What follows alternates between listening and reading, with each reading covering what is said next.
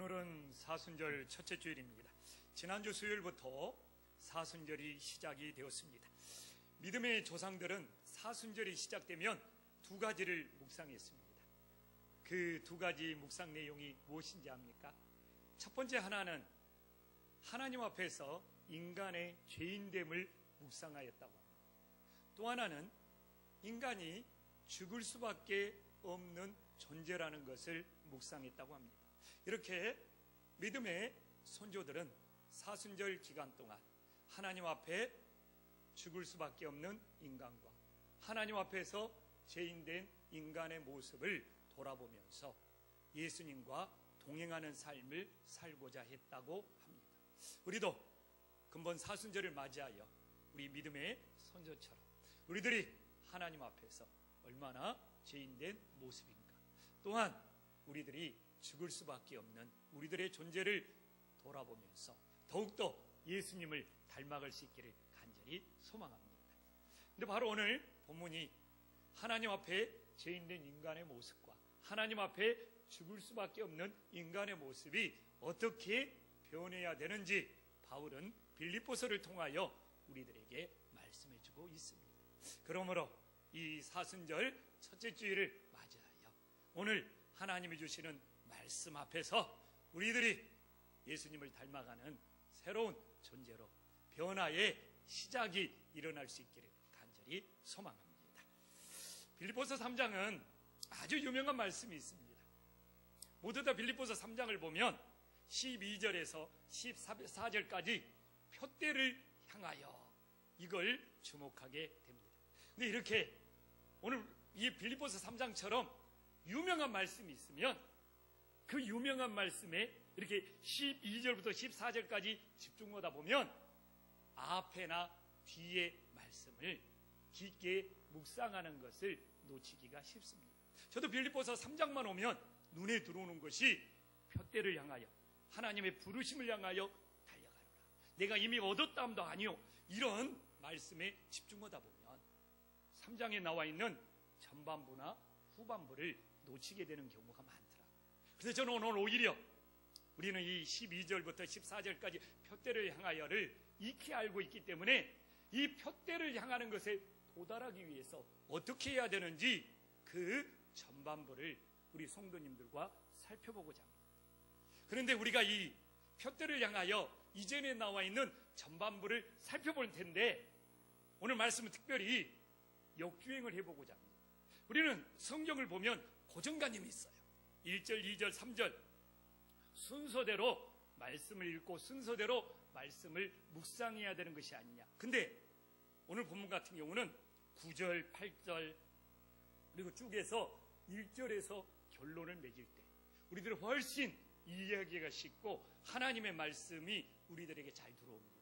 그리고 오늘 설교가 끝날 때 정도 되면 내가 왜 9절부터 시작해서 8절 그리고 1절에서 마무리하는지 그 이유를 알게 될 겁니다.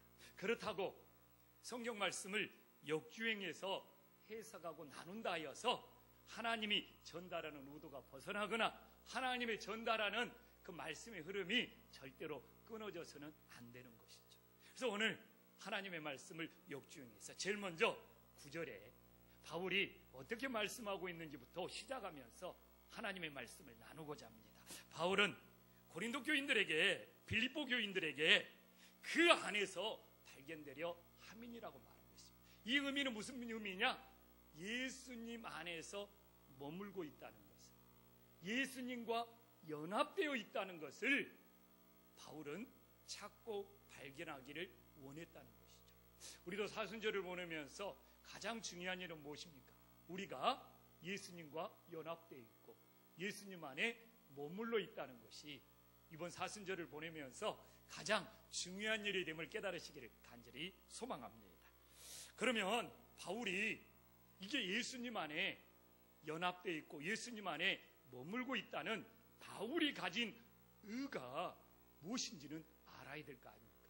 근데 바울은 예수님 안에 연합되어 있는 바울이 가진 이 의로움은 오늘 9절에 보면 율법에서 난 것이 아니라고 말하고 있습니다.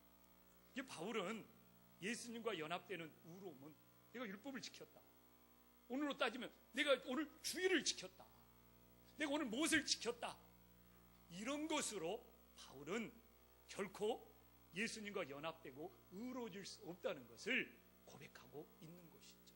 그래서 혹시 오늘 우리가 주일날 교회를 나왔고 예배를 지켰고 무엇을 했고 어떤 우리 자신의 공로나 우리 자신의 노력으로 의로워질 수 없다는 것을 미리 깨달을 수 있기를 간절히 소망합니다. 그럼 우리가 무엇을 지켰다는 이런 율법으로 의로워질 수 없다면 어떻게 우리들이 의로워질 수 있느냐? 바울은 9절에서 연이어서 우리들에게 말씀해주고 있잖아요. 어떻게? 오직 그리스도를 믿음으로 말미암아 우리들이 예수님과 연합되고 의로워질 수 있음을 보여주고 있습니다. 그래서 바울은 우리들이 의로워지는 유일한 방법은 우리 자신의 노력들이 아니라, 우리 자신의 방법들이 아니라 오직 믿음으로 의로워진다는 것을 깨닫고, 오늘도 하나님 앞에 드리는 우리들의 예배가 어떤 예배? 오직 믿음의 예배가 될 수 있기를 간절히 소망합니다. 근데 믿음 좋다 이거예요. 근데 바울은 하나를 더 분명히 언급하고 있습니다. 그 믿음이 어떤 믿음, 우리들의 의로움이 어떤 의로움이 되었느냐? 9절 후반부를 가면 하나님으로부터 난 의로움, 이걸 바로 우리는 칭의라고 말하고 있죠. 바로 우리가 하나님을 향한 믿음이, 예수님을 향한 믿음이 어떻게 돼요? 하나님이 의롭다고 인정해 주는 믿음. 하나님께서 우리의 믿음을 합당하다고 인정해 주는 그것이 있어야 진짜 믿음이 될 수 있음을 우리들에게 보여주고 있습니다. 그래서 우리는 사순절을 보내면서 또한 이건 기독교의 불변의 진리죠. 우리가 무엇을 지켰다는 율법으로 의로워질 수 없음을 깨닫고, 오늘도 예수님을 향한 우리의 믿음이 하나님께 인정받는 칭의가 될 수 있기를 간절히 소망합니다.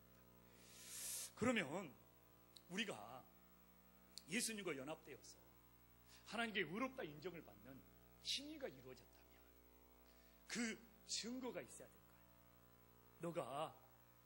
너의 믿음이 하나님 안에서 의로워졌다는 그 증거는 무엇이냐? 바울은 그 증거를 오늘 구체적으로 분명히 제시해주고 있습니다. 그 증거가 오늘 8절에 나와 있죠.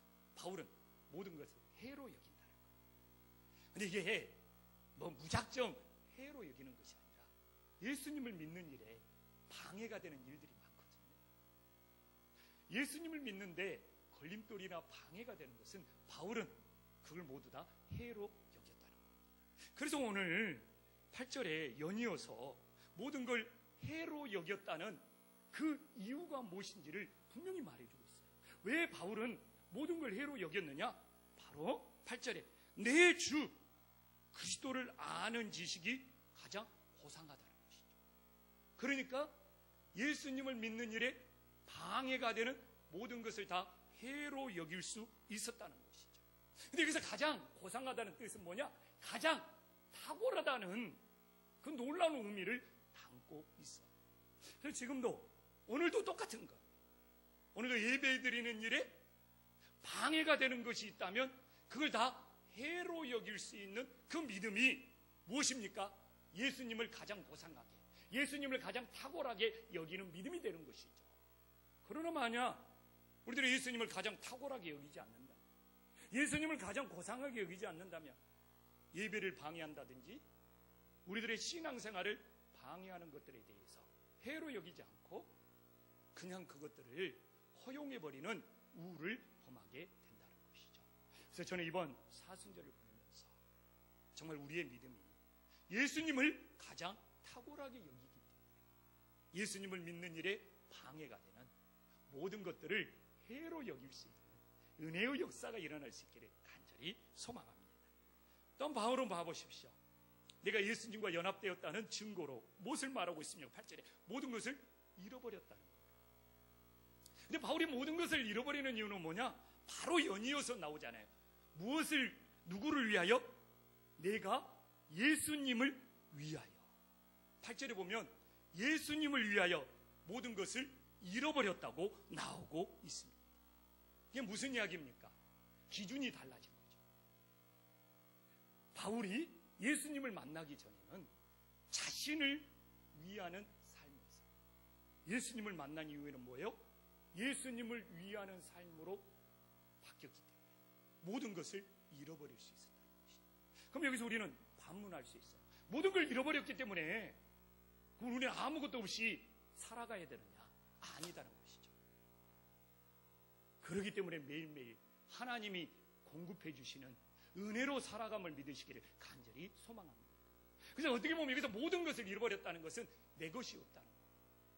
모든 것이 이제 하나님이 우리들의 삶 속에 매일매일 공급해 주시는 그 은혜로 감사하면서 살아간다는 의미가 담겨져 있어요. 그런데 봐보십시오. 예수님보다 세상 것을 더 귀하게 여긴다면 모든 것을 잃어버릴 수 있겠느냐? 우리가 예수님을 가장 귀하게 여기기 때문에 세상의 어떤 것이라도 다 포기할 수 있고 잃어버릴 수 있고, 그러므로 매일매일 하나님이 공급해 주신 은혜로 살아갈 수 있기를 간절히 소망합니다. 또 하나는 뭡니까? 내 안에 예수님과 연합되었다는 증거가 8절에 나오잖아요. 모든 것을 배설물로 여겼다고 나오고 있습니다. 모든 것을 배설물로 여긴다는 것은 무엇입니까? 배설물은 좀 고상한 표현으로 오면 쓰레기처럼 다 여기고 버린다는 의미가 담겨져 있습니다. 근데 세상의 모든 것을 쓰레기 취급하는 이유는 뭡니까? 연이어서 나오지 않습니까? 8절에 세상의 모든 것을 쓰레기처럼 버릴 수 있는 것은 예수님을 얻을 수 있기 때문에. 근데 내 안에 세상의 쓰레기와 같은 것이 꽉 채워져 있다면, 쓰레기로 채워진, 세상의 쓰레기로 채워진 내 안에 예수님이 어떻게 들어올 수 있고 예수님을 어떻게 얻을 수 있겠느냐? 내 안에 채워진 정말 세상의 쓰레기와 같은 모든 것을 버렸을 때 가장 귀하고 가장 소중한 예수님을 얻을 수 있는 믿음의 인생이 되기를 간절히 소망합니다. 그래요. 그래서 바울은 예수님이 가장 탁월하기 때문에 예수님을 위하여 세상 것을 버리고 우리 안에 예수님을 채워야 된다는 거예요. 그러면 우리 안에 예수님을 채우면 우리들의 삶이 변화가 돼요. 왜 우리들의 삶에 변화가 없느냐?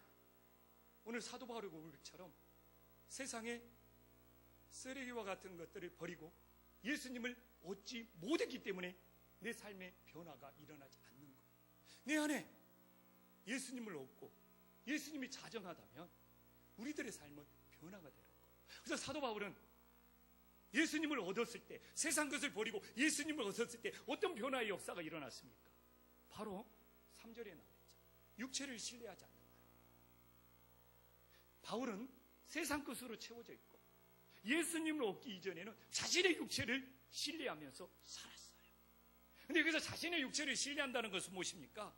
5절에 보면은 자신의 어떤 금수저로 태어났다. 5절에 보면 히브리인 중에 히브리인이고 바리새파 중에 이건 어떻게 보면 당시에 바울은 금수저였어요. 혈통으로는 금수저. 또한 그의 스펙 또한 대단한 화려한 경력을 지니고 있었음을 보여주고 있습니다.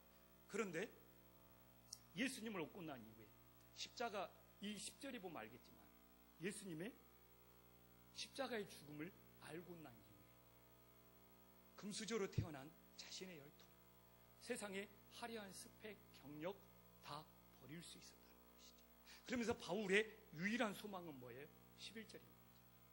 바울의 유일한 소망은 오직 부활에 이르려고 하는 것이 바울의 유일한 소망이 되었음을 보여주고 있습니다. 그래서 바울은 예수님과 연합되어서 신뢰하는 것에 변화의 역사가 일어났어요. 우리는 무엇을 신뢰하며 살아갑니까? 내가 금수저로 태어나지 못한 것을, 내가 좋은 경력을 가지지 못한 것을, 그래서 내 인생이 안 풀리고 있다는 그런 마음이 든다면 우리는 그런 것들을 신뢰하고 부러워하면서 살고 있는 것이죠. 그러나 우리는 오늘 사도 바울처럼 예수님을 얻었기 때문에 세상 것을 신뢰하지 않고 오직 예수님을 신뢰하는 우리들의 삶에 변화의 역사가 일어나기를 간절히 소망합니다. 또한 이 바울은 어떤 변화가 일어났습니까? 오늘 6절에 보면 열심의 변화가 일어났어요. 사실 바울은 예수님을 믿기 전에도 열심히 있는 사람이었습니다. 바울의 인생은 어떻게 보면 굉장히 열심히 사는 인생. 그러나 예수님을 믿기 이전에는 자신의 성공을 위해서 열심히 했어요.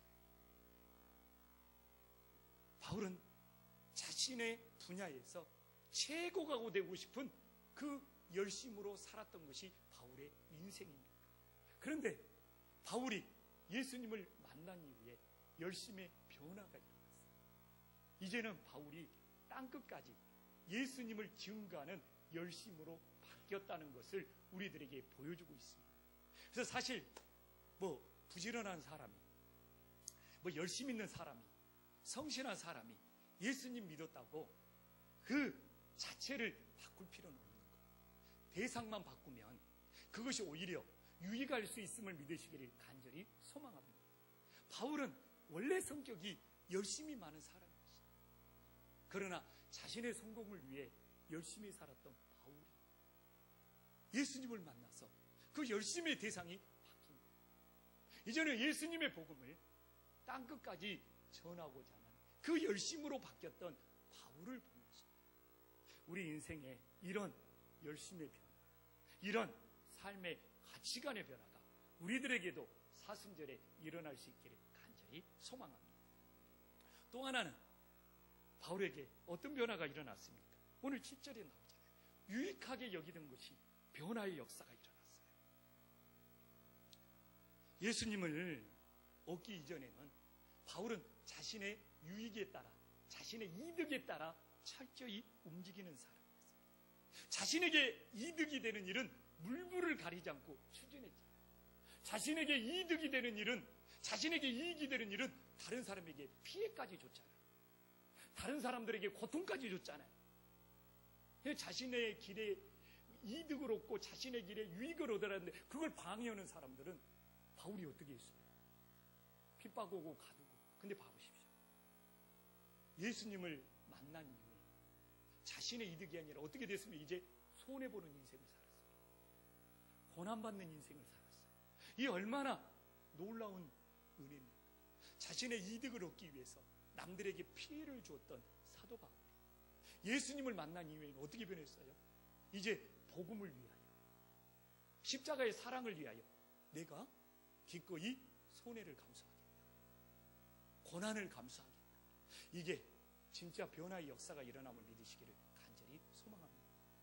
그래서 제가 이 바울의 이 마음을 묵상하면서 사실 찔렸어요. 내가 목회하는 것이 내 성공을 위해서 하냐, 내 유익을 위해서 하느냐.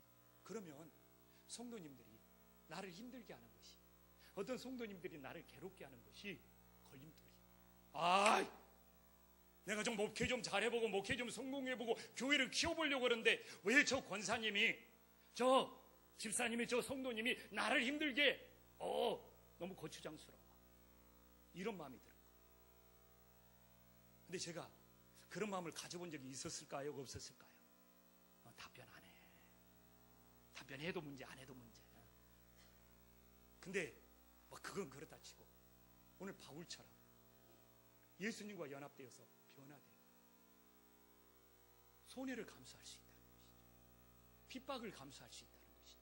고난을 감수할 수 있다는 것이죠. 어떤 성도님들이 저를 힘들게 할지라 내가 예수님과 연합되어서 예수님을 위하는 삶이기 때문에 그것조차도 감사함으로 받아들일 수 있게 된다는 것이죠. 그러나 이 목회조차도 내 자신의 어떤 성공을 위해서 목회를 하고 있다면, 누가 나를 힘들게 한다는 것을 견디지 못하는 일이 되어버리는 거죠. 그런데 저에게는 이 사순절에 이 바울의 이 변화된 마음이 너무 찔리고 너무 은혜가 되었습니다. 우리 성도님들도 이번 사순절을 보내면서 이게 내 자신을 위한 삶인지 예수님을 위한 삶인지는 우리에게 힘든 일이, 어려운 일이 닥쳤을 때 그것이 내 인생의 골칫덩어리로 느껴진다면 여전히 자신을 위해서 신앙생활을 하고 있는 것이고 기꺼이 예수님을 위해서 그 것조차도, 그 고난조차도 감사함으로 받아들일 수 있다는, 진짜 예수님을 위하는 마음으로 우리들의 삶이 변화되었음을 느낄 수 있기를 간절히 소망합니다. 근데 제가 오늘 말씀을 뒤에서부터 본다고 했잖아요. 근데 처음부터 하나님의 말씀을 묵상했으면 오늘 이렇게 끝나야 돼요. 그러면 어떻게 되느냐? 목사님 오늘 설교 들어보니까 머리로는 이해가 돼요. 가슴으로는 다가와야 돼요. 우리가 예수님 믿어서 세상 것 포기해야죠.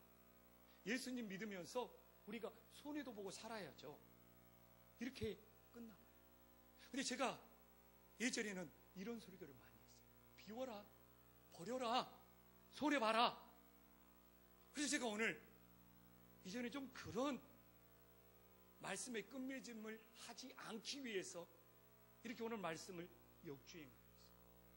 하나님께서는 분명히 우리가 세상 것을 잃어버리고 우리가 내 유익이 아니라 예수님을 믿으면서 손해를 감수하면 하나님이 주시는 은혜가 있고 축복이 있다는 것. 그걸 위해서 내가 오늘 말씀을 역주행 뒤에서부터 내려오고 있는 거예요. 삼위일체 하나님께서는요, 세상 것을 잃어버렸다, 내가 예수님을 믿으면서 손해본다, 이걸로 끝나지 않아요. 반드시 하나님이 주시는 은혜가 있어요. 반드시 하나님이 주시는 축복이 있어요. 성자 예수님께서, 자 봐보십시오. 1절에 예수님 안에서 기뻐하라고 합니다. 예수님 안에서 기뻐. 이게 바로 우리가 세상 것을 잃어버렸을지라도, 우리가 예수님 믿으면서 손해볼지라도 예수님 안에서 우리 성자 예수님께서 우리들에게 주시는 기쁨이 있다는 것을 반드시 기억할 수 있기를 간절히 소망합니다. 예수님이 주시는 기쁨은 뭘까요? 구원의 기쁨이죠. 부활의 기쁨이죠. 우리가 예수님 안에서 누리는 이 구원의 기쁨, 부활의 기쁨, 세상의 무엇과 바꿀 수가 있겠습니까? 오히려 세상의 모든 걸 다 잃어버릴지라도 우리는 반드시 이 예수님의 구원과 부활의 기쁨을 예수님 안에서 누릴 수 있기를 간절히 소망합니다. 그래서 우리는 사순절에 반드시 회복해야 될 것은 성자 예수님을 통하여 이 구원과 부활의 기쁨이 있기 때문에 세상 것을 잃어버려도 전혀 아깝지 않는 복된 삶이 되기를 간절히 소망합니다.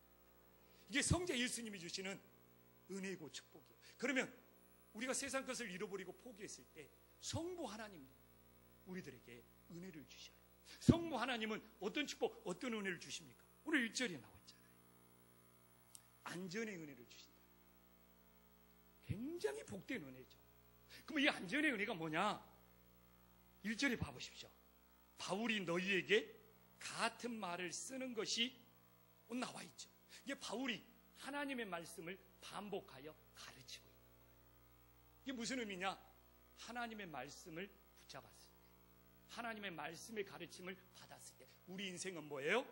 안정과 평안을 누릴 수 있음을 믿으시기를 간절히 소망합니다. 이 영적인 안전, 이 영적인 평안이 놀라운 축복이에요. 세상에 아무리 많은 걸 가지고 있어도, 세상에 무슨 대단한 걸 소유하고 있어도 근심 걱정, 이 불안 염려에 사로잡혀 사는 인생들이 너무 많아요. 그러나 우리는 예수님을 믿으면서 세상 것을 많이 가지고 있지 않더라도 그 하나님이 주시는 말씀을 붙잡았을 때 하나님 안에서 이 영적인 안정과 영적인 평안을 누릴 수 있다는 이 축복과 은혜가 얼마나 큰지를 믿으시기를 간절히 소망합니다. 우리는 언제까지 근심, 염려, 불안 이런 것 속에 사로잡혀서 늘 스트레스와 압박 속에 살아가고자 합니다. 그러나 우리 인생이 하나님의 말씀을 붙잡아서 이 영적인 안정과 이 영적인 평안을 누릴 수 있다면 그것만큼 감사한 인생이 없음을 믿으시기를 간절히 소망합니다. 저도 목회자로 살면서 늘 교회가 어떻게 될까 근심과 염려 속에 목회하고 있다고 해보십시오. 그게 행복합니까? 그러나 하나님께서 이 교회를 안전하게 보호해 주시고, 이 안전하다는 것은 이 성부 하나님이 주시는 이 안전하다, 하나님께 모든 걸 맡기는 거예요. 내가 뭐 병들까봐, 내가 뭐 몸이 어떻게 될까봐 생각해 보십시오. 그러나 하나님께 내 몸을 다 맡겼어. 하나님께서 살든 죽든 내 몸을 하나님이 안전하게 해주실까? 이게 안전의 은혜는 우리 인생에 놀라운 평안을 가져다 주는 거예요. 이번 사순절에 정말 성부 하나님이 주시는 내 어떤 인생, 내 건강, 내 교회, 내 가정 하나님께서 지켜주신다는 반드시 안전의 은총과 축복을 누릴 수 있기를 간절히 소망합니다. 그러면 이제 성자 예수님의 주시는 은혜를 살펴봤고, 성부 하나님이 주시는 은혜를 살펴봤고, 그러면 이제 성령 하나님께서 우리들에게 어떤 은혜를 주신지 나와 있잖아요. 3절에 보면 성령 하나님은 우리들에게 봉사의 은혜를 주신다. 성령으로 봉사해야 된다고 분명히 말하고 있잖아요. 그러면 우리들이 봉사를 하는데 이게 성령의 봉사냐, 성령의 봉사가 아니냐, 어떻게 알 수 있습니까? 근데 오늘 3절에 바로 뒷부분에 성령의 봉사는 누구를 자랑해요? 예수님을 자랑하는 거예요. 참 이게 놀라운 은혜잖아요. 이게 저도 목회자로 매일매일 봉사하면서 살아가는데 조영식 목사가 드러나고 싶고, 조영식 목사가 인정받고 싶고, 오늘도 성도들이 조영식 목사를 듣고 좀 이렇게 칭찬받고 좀 문자도 이건 성령의 봉사가 아니죠. 육신의 봉사죠. 그래서 오늘 저도 성령의 봉사가 되기 위해서는 예수님만 자랑하고 예수님만 나타나야 되는 것이죠. 오늘 내 설교도 성령의 설교는 뭐예요? 예수님만 나타나고 예수님만 자랑하고 말씀만 드러나면 성령의 설교가 되는 거예요. 그러나 조영식 목사의 무슨 언변, 스킬, 학식 이런 것이 드러나면 성령의 설교가 아닌 것이죠. 우리 성도님들도 사순절을 보내면서 돌아봅시다. 나는 성령의 봉사를 통하여 예수님만 나타내고 예수님만 드러내려고 하는 건지, 아니면 육신의 봉사를 통하여 내가 드러나고 내가 인정받고, 참 중요한 문제지 않습니까? 그래서 우리들은 이번 사순절에 성령의 봉사를 통하여 예수님만 자랑하고 예수님만 드러날 수 있기를 간절히 소망합니다. 그래서 오늘 말씀은 뒤에서부터 봐봐야 돼요. 앞에서부터 보면 버려라, 포기해라, 손해봐라 하고 끝나버리는 거예요. 그러나 뒤에서부터 오늘 역순으로 봐왔기 때문에 우리가 버리고 포기하고 내려놓으면 성자 예수님의 이 구원과 부활의 기쁨을 누릴 수 있고, 이 성령 하나님의 말씀으로 우리를 붙들어 주시는 안정과 평안을 누릴 수 있고, 이 성령 하나님을 통하여 예수님만 자랑하는 성김과 봉사의 은혜가 이번 사순절에 우리들의 삶에 회복되고 나타날 수 있기를 간절히 소망합니다. 기도하겠습니다.